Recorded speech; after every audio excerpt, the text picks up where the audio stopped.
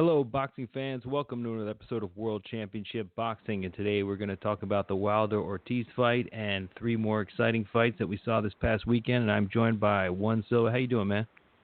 Hey, good afternoon, Logan. Good afternoon, fight fans.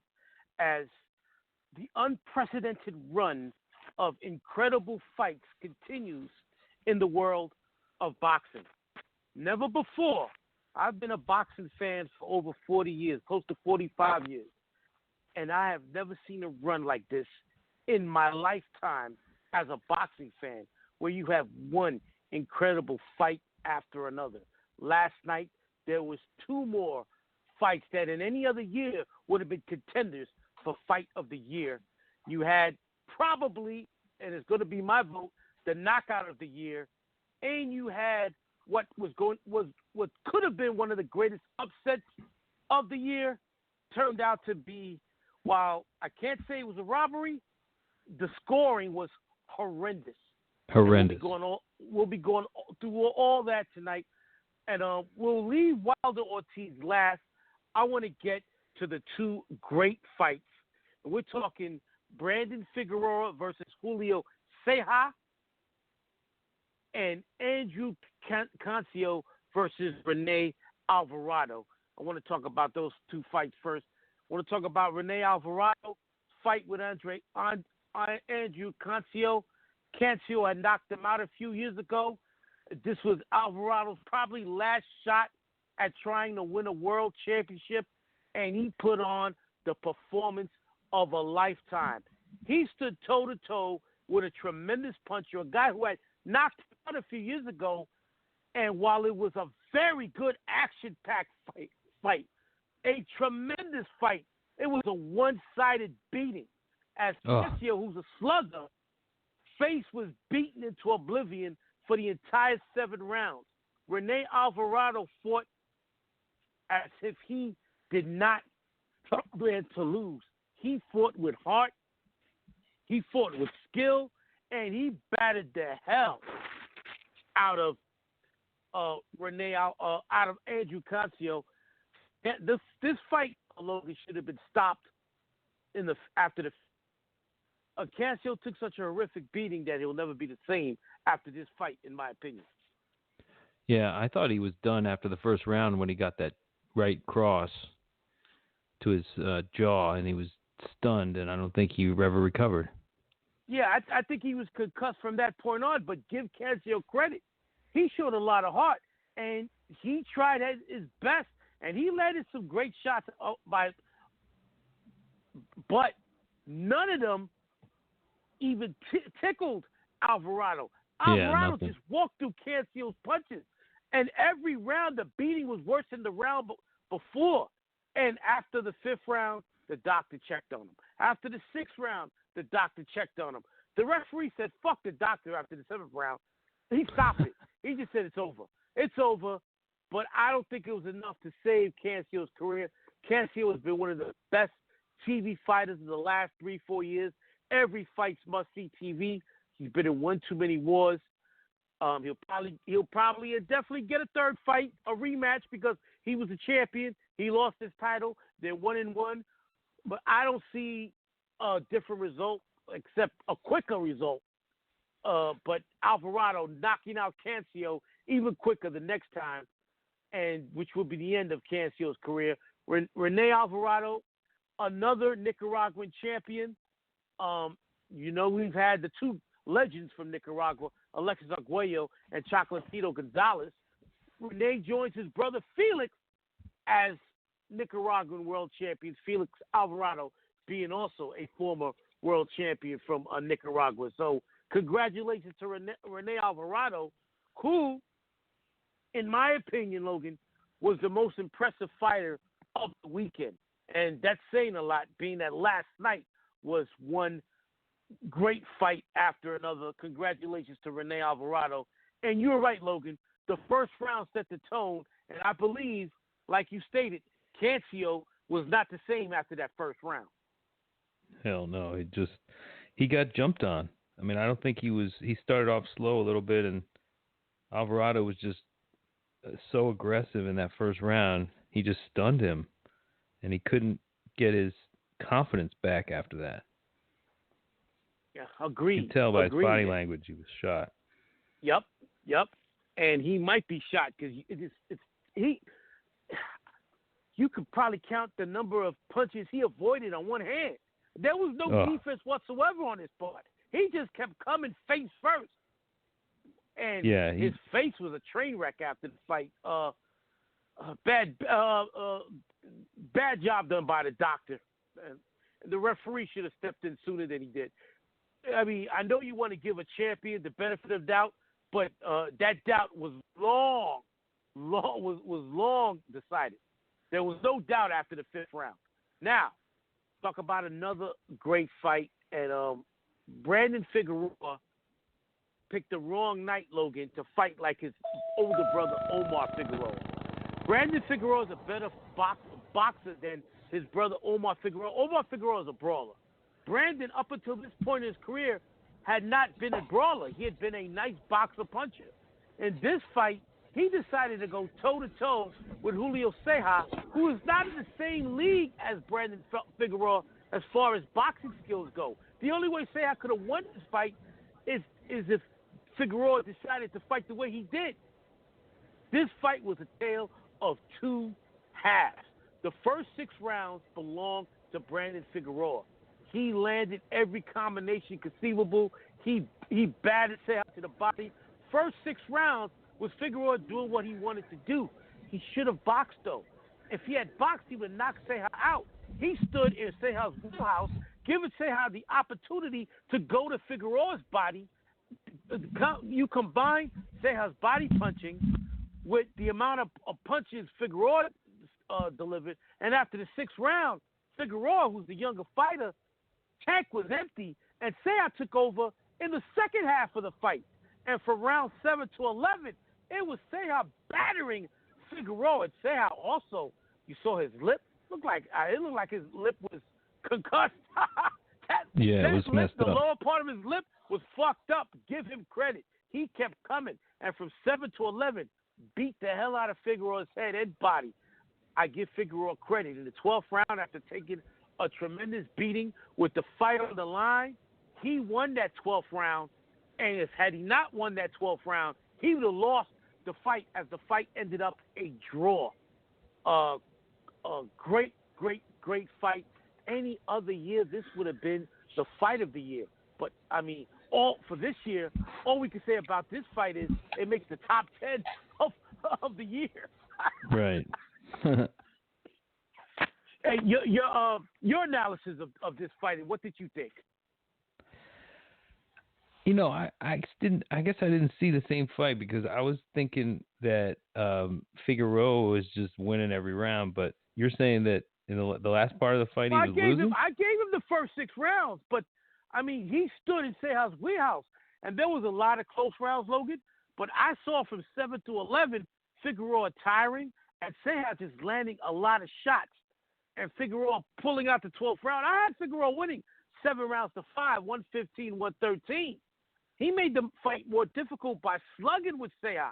He stays outside, boxes. He knocks Ceja out. Yeah, that's what I thought too. But he just wanted to, I guess he wanted to show his toughness. A lot of fighters fall into that trap. Which for a young fighter is a bad choice, especially against a veteran that only shot is to be inside and try to knock you out.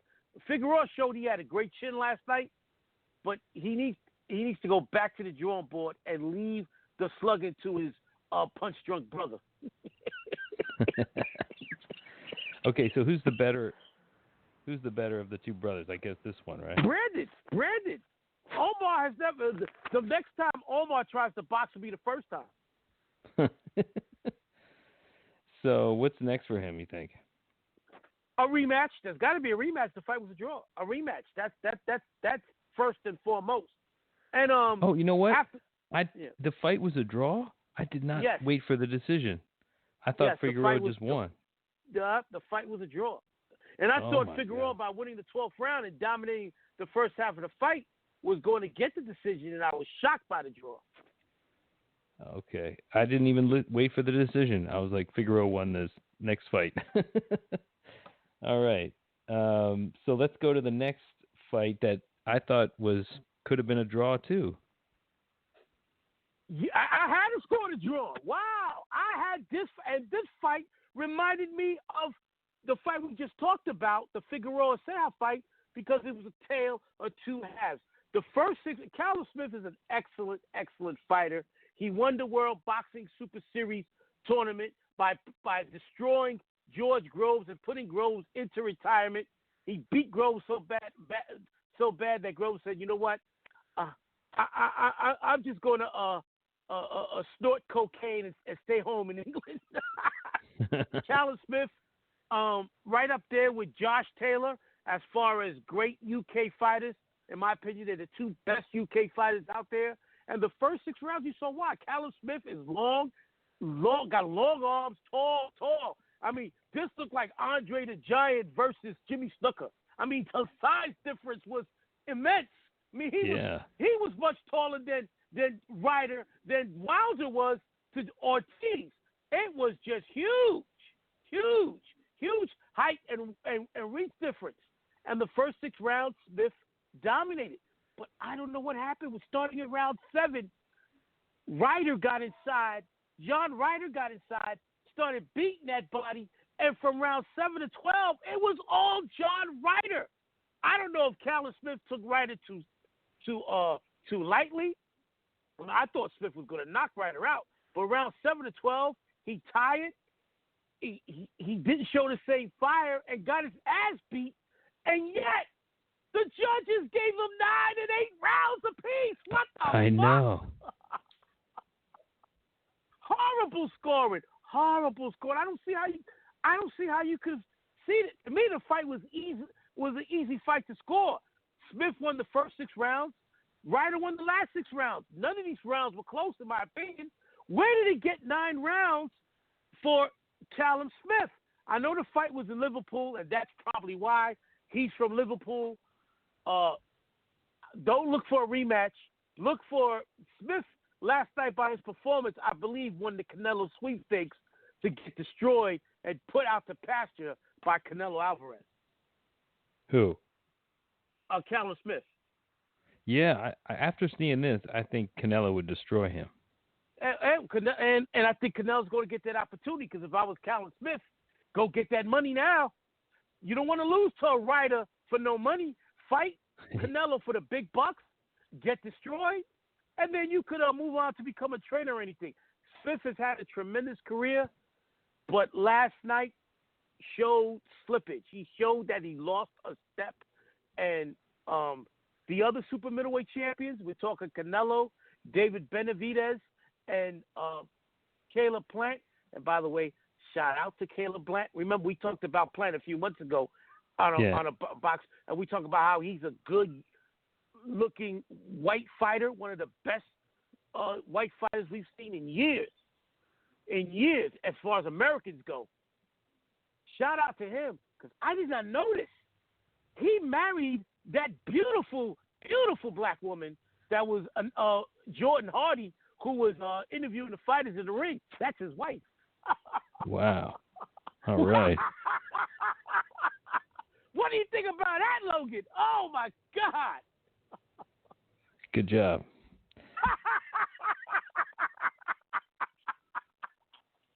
Wow. Player. You are a player, Caleb. But Caleb's a tremendous fighter. Both Plant and Benavidez would beat Smith. But Smith is a zone fighter like Canelo, so he will be the sacrificial lamb, in my opinion, for Canelo. And they could have this fight in England, would sell out a stadium in England, and then night. Yeah, I want to see Ryder fight Canelo. That would be a good fight. That would be an exciting fight, but Ryder's tailor-made for Canelo. Canelo's a master. Canelo's a master counterpuncher, and Ryder would be getting hit all night. Ryder has no defense whatsoever. He could be hit all night long. And I wonder why Callum Smith he didn't fight his fight. He didn't fight outside. He kept letting him get inside. Maybe he couldn't keep him off. Well, the first 6 rounds he kept him at length, but once he tired, and once the body punching took effect by Ryder, he stopped moving. He stayed inside, stayed up against the ropes, and took. Man, he got a gift there, man. He's lucky to lose this fight. So what's next for him? You think he's going to fight Canelo? It's got to be. I mean, he better not take a rematch with Ryder because Ryder could beat him. Yeah, there's no money in there.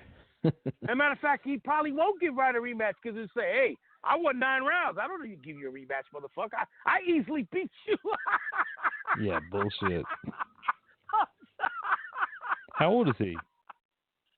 Oh, Callum Smith, I'm going to look it up right now, but I'm going to guess that Callum Smith is 28 years old. But let me check. He didn't fight like a 28-year-old fighter in the second half of the fight. He was late 30s. Let me see. Let me see how old is Callum Smith. I guess. Oh shit! It'll be 30. He's 29. He'll be 30 in April. So yeah, I was right there. And he may also want to fight Canelo because Canelo almost killed his brother Liam a few years ago. A vicious hook to the body that almost ended his chances at making children. Oh, boy. All right, let's get to the main event of the evening. And now here. the main event, I predicted a 5th-round knockout. It was a 7th-round knockout. Wilder just didn't fight for the first 6 rounds. He didn't fight at all. I gave Ortiz 5 of the first 6 rounds. Ortiz did what he wanted to do. Ortiz had Wilder confused the entire first 6 rounds. Wilder, as a matter of fact, my bad, Logan. The first 6 rounds and 2 minutes and 40 seconds in the 7th round. So basically, the first 7 rounds, it was all Ortiz. Wilder pawing, not jabbing, Logan, pawing. No, pawing. Pawing. He was just pawing, like he was just not even extending that jab. Just. All right. I'm trying to throw this right hand. Now in the 7th round, to give credit, he did come close a few times in the 7th round and looked like he was sizing Ortiz up, and then Ortiz landed a couple of nice left crosses, backed Wilder up against the. And by the way, before I continue, I'm about to rant. I'm about to do a rant. All these motherfucking announcers, whether it was the Fox crew or the Sky Sports crew, Luis Ortiz is a southpaw. He is not throwing left hooks, motherfuckers. He's throwing left crosses. Yes! They were saying that? Oh, what a left hook by Ortiz. No! It's not a left hook. It's a left cross. Stop the madness. Oh, my God. I wanted to throw something at the TV. I'm like, no, it's not a left hook, motherfucker. It's a left cross. Oh, a tremendous left hook by Luis Ortiz. No. I'm surprised he didn't call the right hand that Wilder landed a right hook. Oh. I'm surprised Lennox Lewis didn't say that. Well, I didn't watch the Lennox Lewis broadcast with Brian Kenny. I watched the Sky Sports broadcast because that's why anybody maybe who knows me, I get my free shit. I don't pay for any of these fucking fights. All right, that was a spectacular right hand by Wilder. But up until that point, I'm tired of these announcers calling left crosses left hooks. Stop the nonsense. But anyway, back to what I was back to the 7th round. Luis Ortiz landed a couple of nice left crosses. And then, with 10 seconds left in the round, Wilder off another left-hand paw that blinded Ortiz for a second. He shoots a right cross, and Ortiz is out before he hits the floor. A spectacular knockout, the knockout of the year, come from behind victory for Deontay Wilder. Even though Ortiz got up at 10.5, if you look at him, he was concussed. He didn't know where he was. Had he beat the count, he might have gotten killed. Yeah, I mean, he was winning, but did you get a sense that Deontay Wilder was hurt at all? I didn't notice he was hurt at all. No, Wilder never got hurt. In their first fight 20 months ago, Wilder almost got knocked out. Not so in this fight. Ortiz fought 2 different methods. He fought in the 2 fights. He fought 2 different strategies. Last year he came after Wilder hurt him and almost knocked him out, ran out of gas, then got knocked out. This fight, he outboxed Wilder, totally outboxed Wilder. But the minute he started taking chances, he got hit with a right cross, and it was over. Unbelievable. Deontay Wilder is in the conversation for the greatest right hand in the history of boxing. The work shows, his history shows it. I mean, that right hand, I think he landed less than 20 punches the whole fight. And the first significant punch he landed, it was over. It was over. That's the thing, though. He's becoming very reliant on that one-punch knockout power. I think it's going to come back to bite him one day. Well, it should have been him against Tyson Fury. But Fury, and I mentioned this earlier on Twitter, had Fury not tried to beat – Fury thought he was winning, and he was. He was up by 2 points on the decisive scorecard. He was losing one. He was comfortably ahead on another, and he was up by 2 points on the third. He tries to fight Wilder in the 12th round, gets caught, and I don't know how the fuck he rose from the dead like The Undertaker, but he got up at the count of 9, but lost that round, and the fight was scored a draw. Had he tied up Wilder the whole round, he would have won the decision because he would have had that third scorecard by a point. I know Fury's watching this fight. Fury's going to try it out, but Fury, there's a problem I have with Fury. The first fight, he threw about the same amount of punches as Wilder. There weren't a lot of punches landed in that first fight. Yeah. It's going to be interesting. It's going to be interesting to see. Fury has shown vulnerability. His last fight, he got hurt by a guy that's out a pimple on Wilder's ass. So we'll see. We'll see. The fight is supposed to take place in 3 months, in February, right around the corner. Let's see what happens. I didn't agree with them making this fight with Ortiz because it was just like, what's the point of this fight? You know he's going to win. I guess it was just to have another fight, but Ortiz deserved the rematch. I mean, he almost knocked out Wilder. I guess so, but I didn't think he had a chance. He deserved the rematch, just like Fury deserved the rematch with Wilder. These guys deserve the rematches because they gave Wilder the most problems in Wilder's career. Right. So where do you put Wilder, though, on the level here? Do you think he's the number one heavyweight? It's between him and Fury. That first fight was a draw, so you got to say they're 1A and 1B with Ruiz and Joshua the next two after that. The winner of Ruiz-Joshua steps up to that number 3 spot.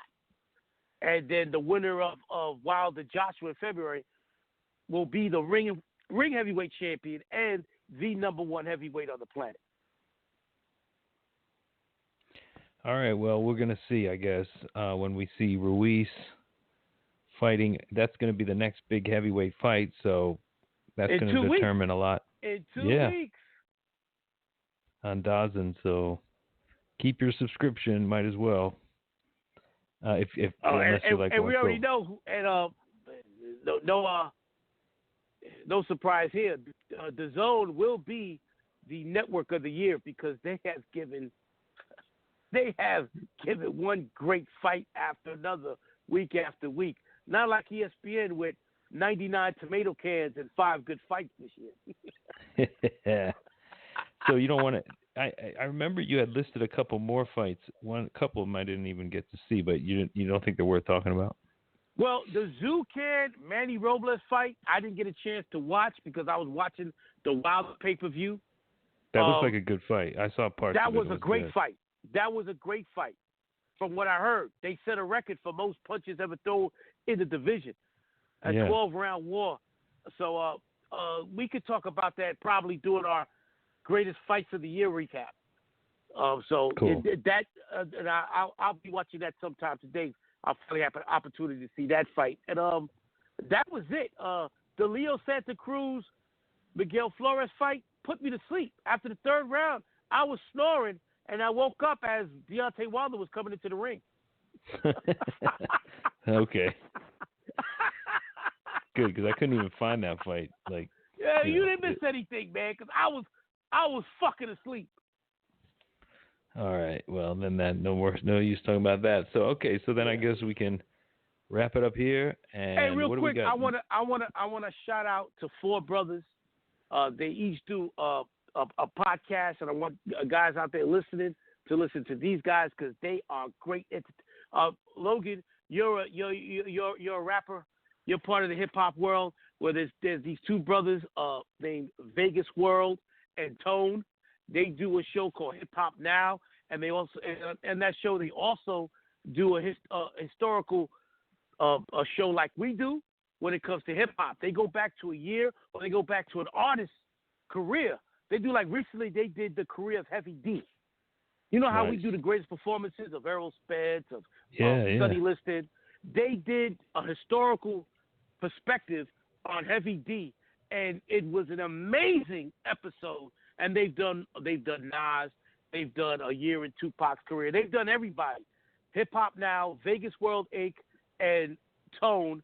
I want to shout out them two brothers, and I want to shout out one of my favorite podcasts, two of my favorite podcasts, This Week in Culture and Shop Talk Podcast. Hosted Shop Talk Podcast. My man Jay Johnson is the host of Shop Talk Podcast and the co-host of This Week in Culture with Trinidad Ant. I want to shout out them brothers. Check them out there on iTunes.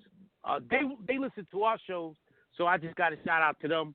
Great shows, and thank God for Podcast Logan, because it gives people like us an opportunity to talk about what we know, what we like, and not listen to the pundits like Stephen A. Smith that don't know what the fuck they're talking about. He's one of them for sure. What a loudmouth. Oh my God. He ripped it to Colin Kaepernick without even knowing the whole story. Get the fuck out of here. Well, there you go. All right. Well, we'll be back next week. What do we got? There'll be no fight recap next week because of Thanksgiving. We will do, and I will leave it up to Logan and his schedule, a Logan's movie reviews where we look at the most recent episode of Mr. Robot in the greatest episodes of television history. And Logan, this is perfect. And I didn't realize this. I picked this and did not know, Logan, that this, Logan, was a Christmas episode. I didn't realize this. Because the events of this last episode occurred on Christmas Day 2015. So, Mr. Robot, we will be doing the greatest episodes in television history. Season 4, Episode 7. Rami Malek and Christian Slater. Rami Malek recently won the Oscar for playing Freddie Mercury. And the great Christian Slater coming. And I remember before he got this role, Logan, you had mentioned it was time for a Christian Slater comeback. Well, this show happened right after you said that, and his comeback came to fruition. I know. He's really has totally come back. That's great. It's a great show. Won a Golden Globe for his Rami Malek has won an Emmy for the show, and Christian Slater's won a Golden Globe for this show. It's just incredible, and it's deeper than a guy trying to hack the U.S. government. It's much deeper than that. Oh, much. Yeah, there's a lot of good stuff in there. Great show. So yeah, we'll be reviewing that next week on Logan's Movie Reviews, and so we'll just skip boxing until the big fight. The Ruiz Joshua fight will be the next fight recap, and that weekend there will be a ton of fights as well. Right. All right then. Looking forward to it. Thanks everybody for listening. Juan Silva, thank you, and have a great weekend. A great Sunday. Happy Thanksgiving, big man. And you let me know what day you want. You want to do it on Friday? We can do it on Friday because I'm not working Friday. Okay, we'll talk about it and we'll see. Thank you, and we'll talk soon. Peace. All right. Happy Thanksgiving, fans. You too, man. Peace.